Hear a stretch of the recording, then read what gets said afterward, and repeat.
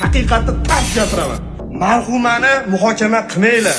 Mana shu qizni hozir mana mulkxonaga kelib Fyontek degan shahardan olib ketyapmiz Xvason degan shaharga. Mana onalari O'zbekistonlik Vadildan o'zimni qo'shnim, mana shu Koreyada uzoq yillardan beri yuradigan opamiz ham nima xizmat avaz berib kelib turibdi. Onasi ham mana ko'rib turibdi. Mana shu ayolni radnoy akasi ham, unda qarindosh urug'lari mana hozir primoy efirda turibdi. Mana yerda ko'rib turishibdi. O'likxonadan olib chiqib biz Xvason degan shaharga olib ketyapmiz. Bu qizni bitta fazilatini aytib beraymi sizlarga. Mana shu telefonda o'sha haligi videoda men so'kkan bola ushlab turibdi hozir. Bu qiz aytdiki, o'limidan bir oy oldin bitta gap gapirgan. Meni yuraklarimni teshib o'tib ketdi shu gapi. Qatdan eshitding u gapni desangiz, mana shu telefonni ushlab turgan o'sha yigit aytib beryapti. Qaysidir kuni bitta Shahzod degan bola o'lib qolganda, operatsiya xonasida turib Shahzod o'lib qoldi desa, bitta qiz telefon qilib, "Avaz aka, ovqat olib boraymi, nima yeysizlar?" dedi bizga. O'shani internetga qo'yib yubordim. O'sha videoda ko'rib, ana shu yigitiga aytdiki, "Shu Avaz akam shu Pyontek tomonga kelib qolsa, men ham bir nimadir ovqat qilib shu odamni hech yo'q qornini to'yg'izishga qissa qo'shib qolsam, mana shu odam shuncha yuradi.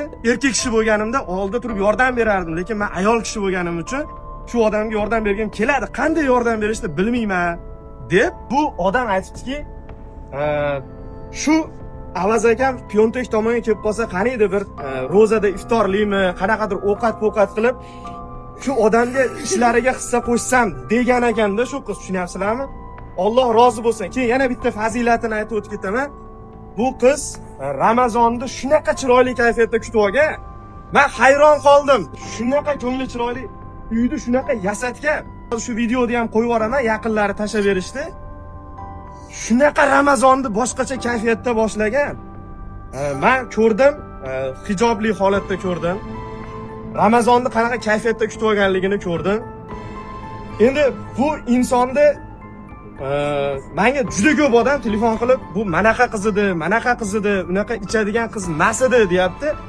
Endi biz uni muhokama qilish, kimdir ichdi, ichmadi, muhokama qilish bizga emas. Endi shu videoni ko'rayotganlar, kommentariyada "U qiz manaqa, bola manaqa, uydi, buydi" deb yozayotganlar, biz ayasi bilan, mana bola bilan o'sha kerakli tashkilotlar bilan gaplashib, maslahat qilib har bitta og'zimdan chiqadigan gapni videoni qo'yib joylab boraman. Endi bu videoda nima uchun maqsad joylandi? Bu videodan maqsad o'sha insonlarga yetib borsin. Koreyada ko'plab yana o'lmasin, vafot etmasin degan ma'noda bir haftaning ichida 8 ta odam chiqarib, meni tasavvur qilinglar, marhumni yuvayotgan paytda yig'laymanda, nima qilsa bo'ladi, shu odam o'lmasa ham bo'lardi-yu deymanda. Men ovozim boricha gapirgim keladi. Shu Instagram bor ekan, men gapiryapman. Iltimos sizlardan, singillar, opalar, Koreyaga ishlagani keldingizmi? Xo'p, qanaqadir sabablarga ko'ra Koreyaga kelib qoldi. Hech kim Koreyaga o'ynagani kelmaydi.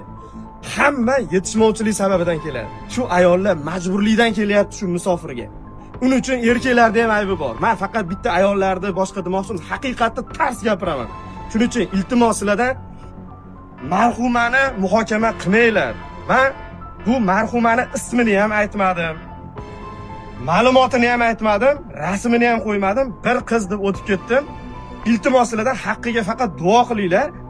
Hammamiz top-toza go'day bas bizlar. Gunohimiz yo'q.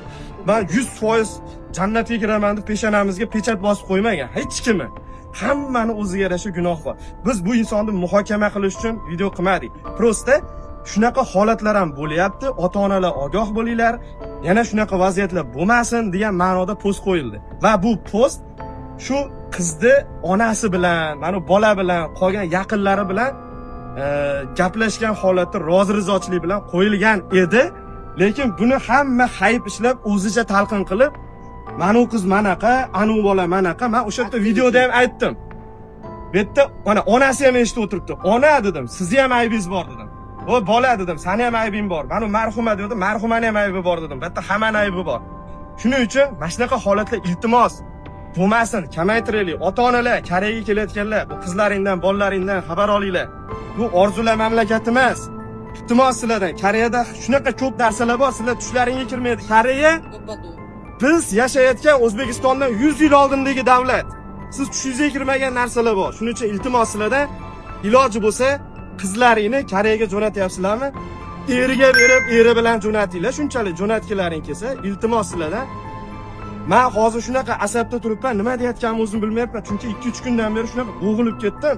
Hali internetda chiqayotgan opalar, singillar, sizlarga meni ortiqcha gapim yo'q. Kimdir to'g'ri maqsadda, kimdir duo maqsadida, kimdir yana o'zini qanaqadir maqsadida foydalanib video qilyapti. O'sha qizlar iltimos sizlardan meni ko'rayotgan Koreyadagi hamma musulmon opa-singillarimizga murojaat. Sinimizni istoriya qilib qo'yaman. Marhumani yuvish kunimiz bugun yoki ertaga iftordan keyin iftor qilib bo'lgandan keyin marhumani yuvib kafanlash uchun men lokatsiya tashlayman, istoriyaga qo'yaman. Mana marhumani men nima ayol kishini himoya qilaman, men uydaman, buydiman degan internetda yorvoraman degan opalarni hammalaringni shu marhumani yuvib kafanlash ishida qatnashishlaringga hammalaringga taklif qilaman. Men adres qo'yib qo'yaman, lokatsiya qo'yib qo'yaman. Mana opam aytayapti, bu narsalarchi, bu narsalar hamma biladigan, bilish kerak bo'lgan narsa-da. Masalan, hozir siningiz, opangiz va akangiz o'limli bu odam boshida bor. Yuvish kerak bo'lsa, o'sha odamni o'zini yaqinlari yuvish kerak-da. Men shu paytgacha mana 10 yil bo'layotgan bo'lsa, Pokistonlik ayollarga yalinaman, iltimos o'zbek qiz o'lib qoldi, yuvib beringlar deb. Endi shu qachongacha o'zimizni qizlar o'shani shuni internetda qilib gapirmanglar. Mana hayotda kelinglar. Men ko'chada turaman, sizlarga alohida xona, hamma yo'qni qilib beraman. Kirib, mana shu marhumani chiroyli qilib yuvib kafanlab berasizlar. Biz O'zbekistonga jo'natamiz. Iltimos sizlardan meni ham tanqid qilmanglar. Menga ham qiyin. Men onasi bilan, mana bola bilan, hamma bilan maslahatlashib, u videoni ibrat uchun qo'yganman. Keyin juda ko'p narsalarni qo'ymaganman yerda. Men senga nima dedim uka? Sen o'zing mazing qochib qolyapti o'sha kuni tashqariga olib chiqib aytdimki, "Ey uka" dedim. Alloh bor dedim, to'g'rimi? Sani dedim, yer yuzi hammasi muhokama qilsa ham Alloh xohlaganchalik ozor beradi dedim, to'g'rimi? Sani muhokama qilish menga ham emas aslida dedim, to'g'rimi? Sen gunohni qilding, tavbangni qil dedim, to'g'rimi? Alloh taoloning shiddatidan ham o'qishing kerak, rahmatidan umid qilishing kerak, tushundingmi? Ursa o'g'nalmaydigan qilib uradi. Agar rahmat qilsa, sen 100 ta odamni o'ldirib kelib, rostdan ham nasuh tavba qiladigan bo'lsang, seni gunohingni kechirib, o'sha gunohingni mislichalik savob yozib qo'yadi kerak bo'lsa. Uni men bilan ana internetdagilar muhokama qilishga haqqi yo'q, tushunyapsan? Men seni ko'chaga olib chiqib, agar internetdagilar yana yozyapti, "Avazbek shuncha gapirding, endi bu bola o'zini osib qo'ysa-chi" deyapti. Akalar, men hamma tomonlama o'ylab ish qilamanki, bu o'zini osib qo'ymasligi uchun videodan keyin normal tushuntirish ishlari olib borilgan. Men bu bilan postoyanniy aloqadaman. Bilaman, kim nimani o'ylayapti, buni ona ertaga nimani o'ylaydi, bir oydan keyin nimani o'ylaydi. Hech qanaqa o'ldirilmagan, bu o'ldirilgan odamni rangi bilan o'ldirilmagan odam o'zini osgan odamni o'zini o'sha o'zi o'lgan odamni rangi boshqacha bo'ladi, ko'zi boshqacha bo'ladi. Bizda Koreyada hamma yo'lda tekshiriladi. Men urushdim, men militsiyalar bilan urushdim. Menga shuni keltirib ber, shu bola o'ldirganga o'xshayapti. Men ham o'sha odamlarni singari fikr qildim. Lekin o'sha politsiya bilan gaplashgan paytimda yarim soat gaplashdimda, yig'lab gaplashyapman. Men aytdim, "Bo'pti" dedim. "Bo'pti, hammasiga ishonaman" dedim. "Bo'pti" dedim. "Ko'ray singlimni" dedim. Keyin menga aytsin, ko'rdim, bildim, bu bolani chaqirib gaplashdik, aybi yo'q. Endi buni aybi bitta sevgani, sevdirgani. Nikohiga olmagan. Nikohiga olmagan. Xo'p, endi iltimos, uka dars bo'lsin, Uka dars bo'lsin.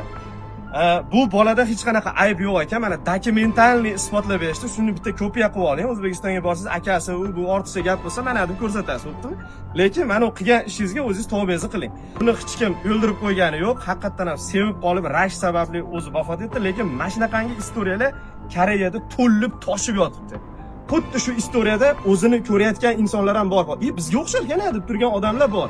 O'shalar agar rost sevishyapsizlarmi, ota-onalaringga aytinglar. Ota-onalarni tushuninglar. Masalan, bitta erga tegib chiqib tursa, "Voy, men nakil etkazib buzilmagan qizga uylantirishim kerak" deb osmondan kelmasdan, o'sha qizni o'g'li sevib qoldimi, rozi bo'lib bering. Shunaqa. Rozi bo'lib bering. Mana hozir o'sha ota-onalarda ham bunday o'ylab qarasangiz ayb borda, o'sha payt sen masalan telefon qilib, "Aya, men bitta qiz sevib qoldim, bitta bolasi bor" deganda, ota-ona ham, "O'g'lim, otangizga rahmat.